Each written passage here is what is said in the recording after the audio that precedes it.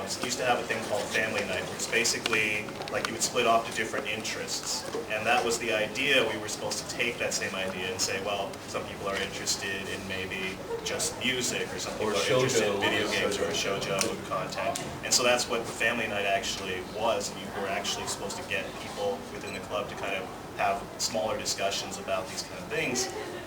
And it lasted maybe 3 weeks. And then after that, it was just called family night, and it was really an excuse for us to get together and then afterwards go get donuts. Yeah.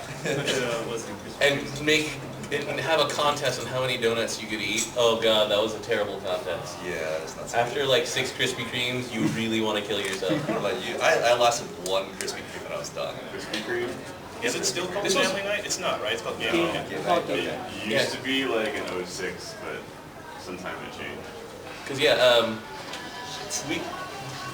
on family nights we used to do things like, that was the day after I picked up my magazines from Kinokuniya, and so we would go through Shonen Jumps and count how many blank pages there were in Hunter x Hunter. It's like, hey look, he didn't even try! Oh look, there's a little picture of a roasted turkey!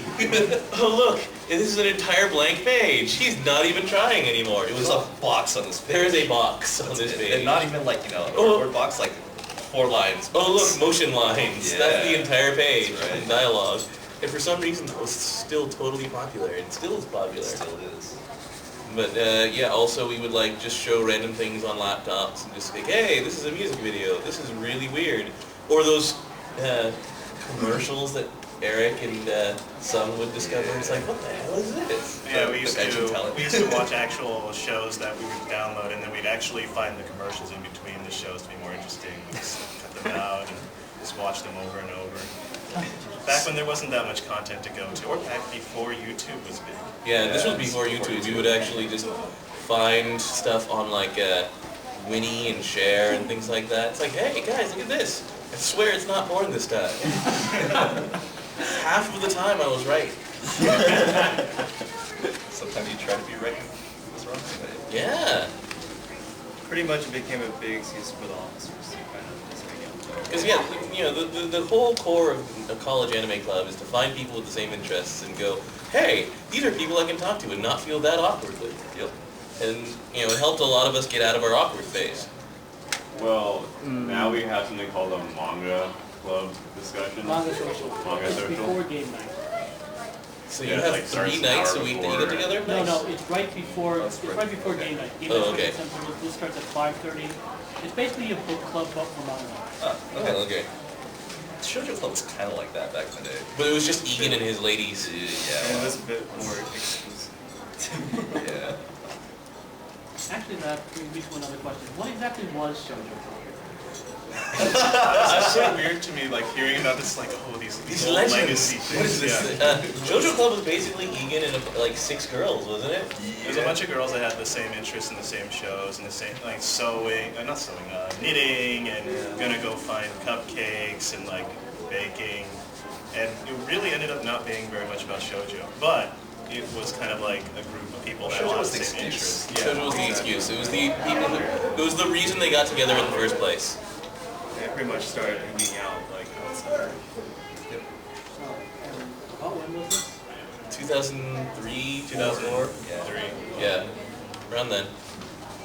But I mean, we used to get together, okay, so Monday nights would be an excuse for us to sit outside, Play games. play card games specifically, get angry at each other for screwing each other in Bonanza, or what else did we play? We played Bonanza, we played, they played Yu-Gi-Oh! For a while. That was me and Danny. That was you and Danny. What else? There was some magic going on for a while. That was when Anne got hit by a car. Well, that was before Anne got hit by a car. That was before Anne got hit by a car? Yeah, before. Okay. Anne would just be like, here, I have magic cards. Woo." Basically Monday nights used to be, some of us would get there early and actually set up. Eric would get there a little bit later with Konshu and we'd start folding. And we would ask him like how many tests he missed for Konshu that week. Usually it was only one. Usually it was only one. Like we would just read each other's Konshu articles out loud and laugh at each other. It's like, did you even do research? It's like, hell no, I didn't do research. I like watched the first 5 minutes maybe. What was it? It was, there was the really famous one where, I I think it was Andy who did it, right? Where he did a review without actually even... For Maho Tsukai Tai. Right, for MTT, he did a review where all he had seen of Mahotsukai Tai was the cover. It's like, well, I guess Mahotsukai Tai means Magic Users Club, so I guess they're a club, and well, there's a guy with a broom, so I guess they fly on those, and yeah. Guess they didn't have Wikipedia yet. This was late '90s, so this was way before Wikipedia.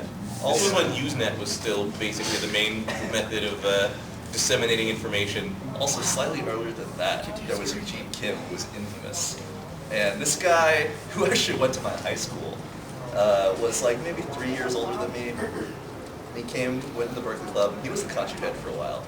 And he was notorious for coming out with the most cracked out kanjus. He had like an entire issue with no words, just random pictures.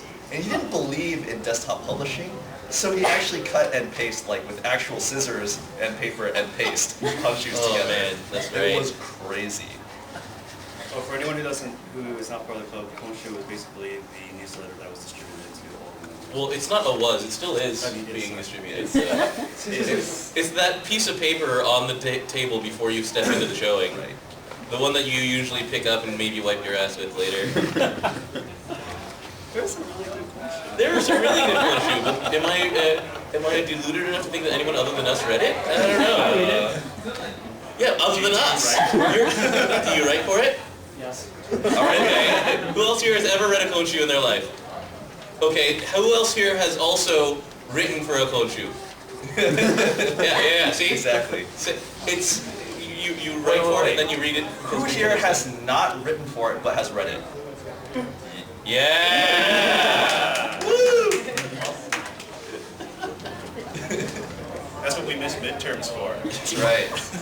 That's why I would go off on 1,000-word rants on how, I don't even remember what I would rant about. I remember ranting about like, I didn't even read your stuff. Yeah. I just put it in there and it's just like, whatever, it's fine, publish it. It's words on the page, ship it.